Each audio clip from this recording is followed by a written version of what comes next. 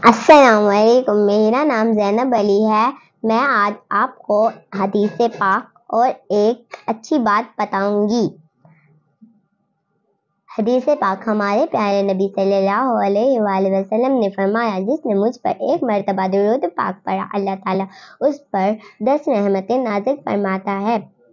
अच्छी बात, मैं आपको घर में की जाने वाली एक नेकी के बारे में बताऊंगी। वो ये है कि घर में फजूल चलने वाली लाइट्स और पंखे बंद करना। ये बात देखने में आती है कि जब हम कमरे से बाहर निकलते हैं तो लाइट और पंखे चलते छोड़ देते हैं, जिससे बिजली ज़ाया होती रहती है। हमारी ये आदत बन चुकी है कि कमरे में जाते हुए लाइट और पंखा ऑन कर लेते हैं, लेकिन बाहर निकलते हुए बंद नहीं करते, जिसकी वजह से बिजली ज़ाया होती रहती है। तो हमें ज़रूरत के मुताबिक लाइट और पंखे चलाने चाहिए। इजाफी लाइट और पंखे बंद कर दें।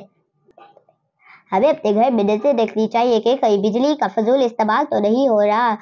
उम्मीद करती हूँ आज की अच्छी बात आपको समझ आ गई होगी। हम सब ने इस पर अमल करना है।